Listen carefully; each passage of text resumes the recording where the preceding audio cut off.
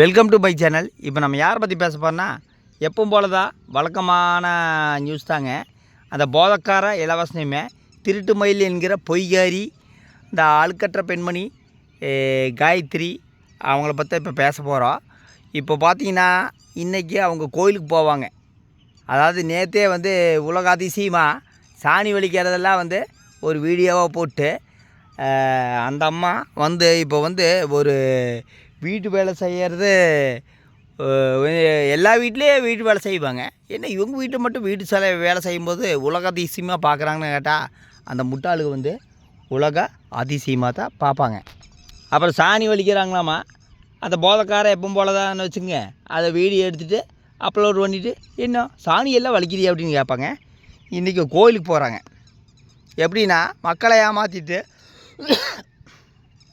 மக்களை ஏமாற்றிட்டு நீங்கள் கோயிலுக்கு இல்லைங்க, எங்கே கொண்டு போனீங்கனாலுமே அந்த பாவம் உங்களை சும்மா விடாது.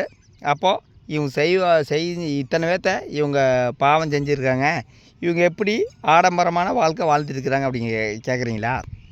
அதாவது ஆடம்பரமான வாழ்க்கை வாழலாங்க, ஆனால் ஒரே நாளில் அந்த ஆடம்பரம் அடியோடு கரைஞ்சி போகும். பல பேர்த்த நீங்கள் பார்த்துருப்பீங்க. ஒன்றே ஒன்று தான் பண்ணணும். இலவசனோட சப்ஸ்கிரைபர் வந்து ஒன்றே ஒன்று பண்ணணும். நான் நேற்று ஒரு வீடியோ போட்டிருப்பேன், கீழே வந்து டாக்டரோட நம்பர் போட்டிருப்பேன்.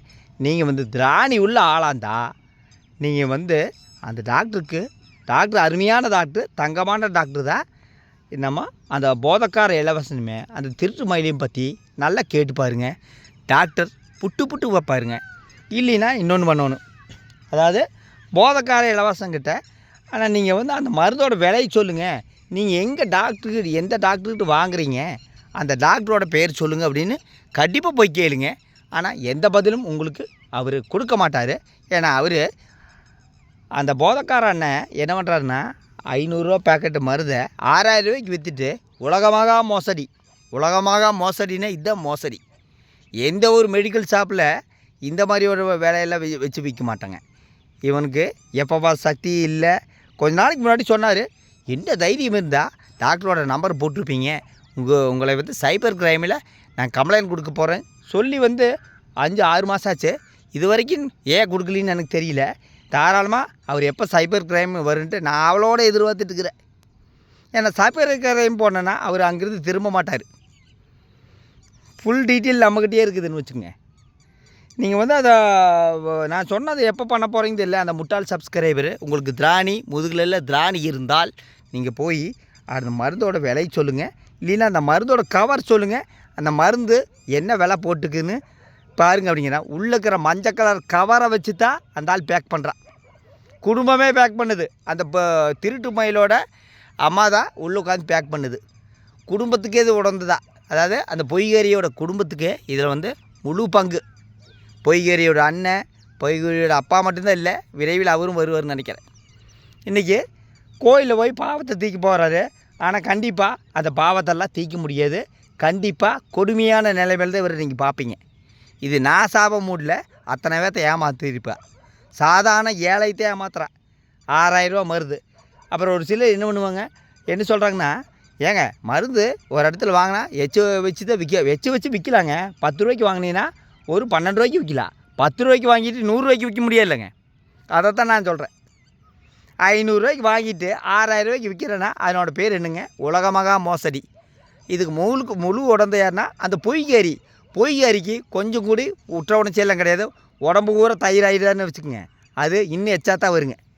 இத்தனை பேர்த்த பாவம் செஞ்சு இன்றைக்கி வந்து ஆடம்பரமான வாழ்க்கை. அப்புறம் டாக்டர் வந்து பலாப்பழம் கொடுத்தாருங்க. அடுத்து டாக்டர் வந்து மாங்காய் பழம் கொடுக்க போகிறாரு.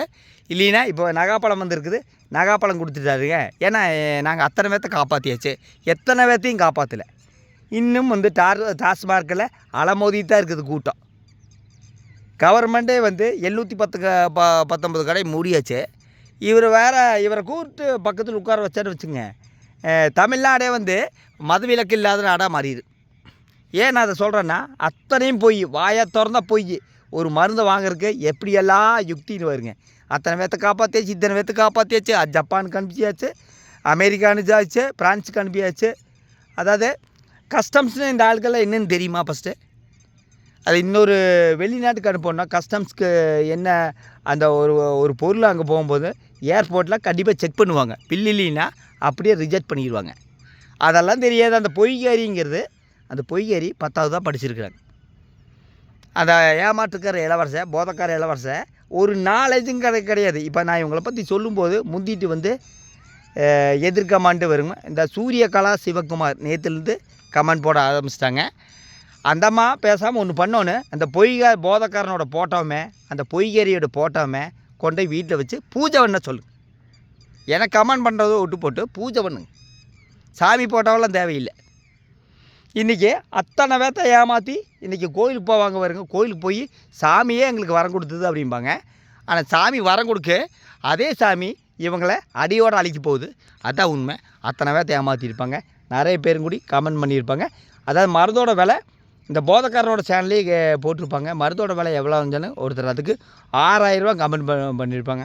ஒரு அட சாமி இப்படியே கொள்ளையடிக்கிறது அப்படின்னு போட்டிருப்பாங்க. அந்த அளவுக்கு ஒரு கொள்ளைக்காரன் தான். திறமை இல்லைங்க. திறமைன்னா திருடுறதுல, ஏமாத்துறதுல, பித்தலாட்டம் போடுறதுல ஒன்றா நம்பர் திறமை வந்து அந்த பொய்கேரியுமே அந்த போதக்கார இளவரசனுமே. மொத்தத்தில் பார்த்திங்கன்னா இன்றைக்கி கோயிலுக்கு போவாங்க. கோயிலுக்கு போய் பாவத்தை கழிக்கிறது தான் போகிறாங்க. ஆனால் இந்த பாவம் கண்டிப்பாக கழிக்க முடியாது. விரைவில் இவர்கள் விடுபடுவார்கள். அப்போ நீங்கள் பார்ப்பீங்க. இல்லைன்னா அந்த டாக்டரோட நம்பர் இருக்குல்லங்க, அந்த நம்பருக்கு ஃபோன் பண்ணுங்க. இல்லைன்னா அந்த போதக்காரனை வந்து விலையை போட சொல்லுங்க பார்க்கலாம். அதெல்லாம் போட மாட்டாங்க. கண்டிப்பாக இவன் விரைவில் பிடிபடுவான். அது வரைக்கும் பொறுத்திருங்கள், காத்திருங்கள். நன்றி, வணக்கம்.